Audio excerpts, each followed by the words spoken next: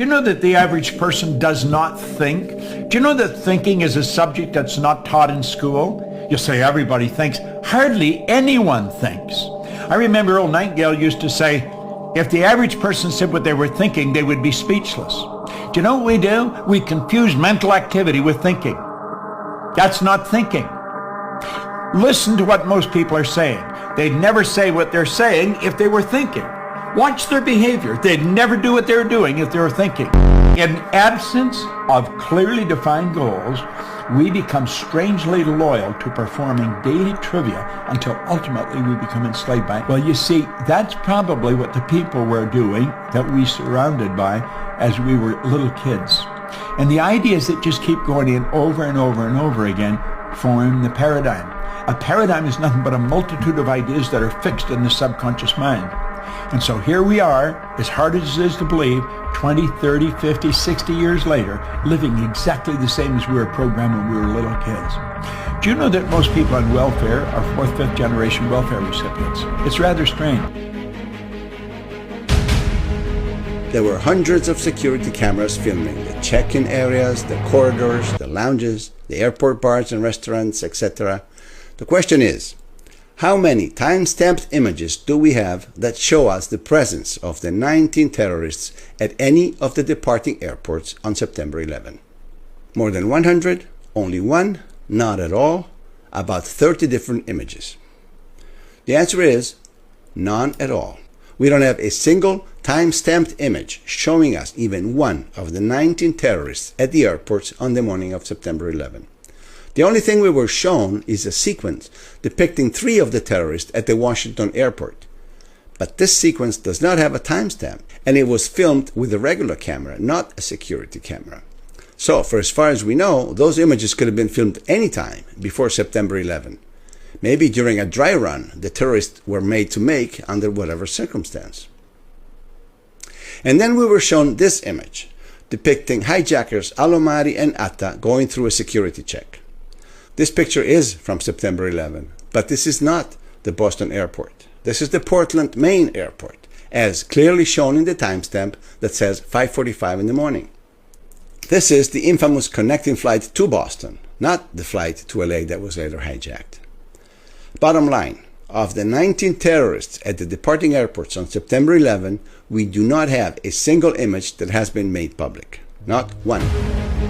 Is there anybody out there who really wants to believe this?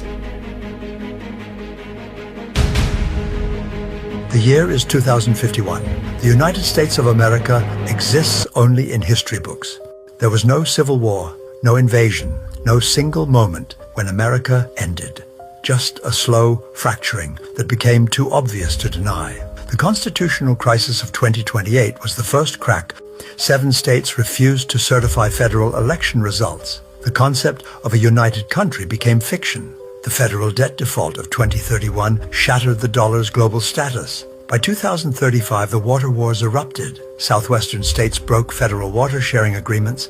Survival outweighed union. The West Coast separated first, a digital republic bound to Asian markets. The Southern Coalition assembled around Texas, a nation of faith, oil, and armed borders. Their laws cite scripture where federal precedents once stood.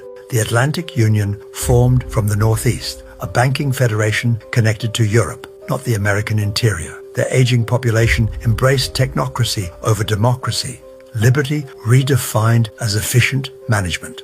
The Midwest fragmented into isolated territories. Some thrived as agricultural city-states. Others collapsed as water grew scarce. Suburbs became fortified communities. Highways became trade routes with checkpoint tolls.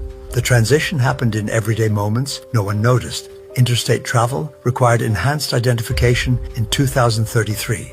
Regional currencies appeared by 2037. School maps were redrawn in 2042. Family reunions became international events by 2045. American became a historical term by 2049. The National Archives Battle of 2040 saw regions fighting over the Constitution and Declaration. The documents now rotate between capitals like relics of a fallen civilization. Washington, D.C. stands as a neutral museum district. The National Mall has become a memorial park to a nation that once was. The most striking aspect of America's end was how normal it felt. Each step seemed reasonable. Each region's complaints seemed justified. By the time maps were redrawn, citizens had already accepted the new reality. Rome's fall happened gradually, then suddenly. The Soviet collapse occurred the same way. America's dissolution followed the pattern. A nation that spanned a continent disappeared while everyone was watching. The dissolution wasn't marked by a final battle or surrender ceremony. It ended with a quiet admission that America had already been gone for years. The flag still flew, the anthem still played, the pledge still recited. But the nation they represented had vanished, not destroyed by enemies, but dissolved by its own citizens who stopped believing they were one people. One day, the Federal Reserve will cease to exist. The federal income tax will be unconstitutional once again. Not because of conspiracy, but because these systems were never built on the consent of the governed. And what is built without the people eventually falls by them. In 1913, while Americans were distracted by the holidays, two quiet decisions rewrote the American Republic.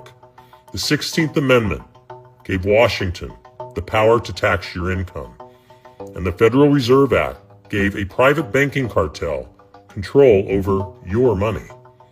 Neither had the consent of the people, and both redefined the relationship between citizen and state. Before 1913, a federal income tax was unconstitutional by design.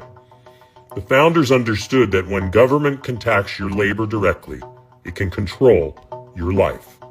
That protection, written into the Constitution, was torn away. And the Federal Reserve, born in secret at Jekyll Island, drafted by bankers, passed in the dark, a private institution cloaked in public power, beyond elections, beyond accountability. Economist Milton Friedman said it best, "No institution in the U.S. has such a high public standing and such poor record of performance." Let's review that record.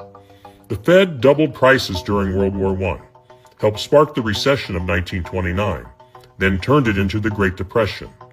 It fueled the inflation of the 1970s, and in recent decades, it printed trillions to inflate Wall Street while draining Main Street. You didn't vote for this. You never gave your consent. This isn't what the founders envisioned, and it is not what the future demands. Well, I have long been in favor of abolishing it. I think there is no institution in the United States that has such a high public standing and such a poor record of performance. On the whole, it has a very poor record. It's done far more harm than good. My friends, we are all anonymous. And with the 250th anniversary of our republic upon us, it is time we, the people, restore what was promised in 1776.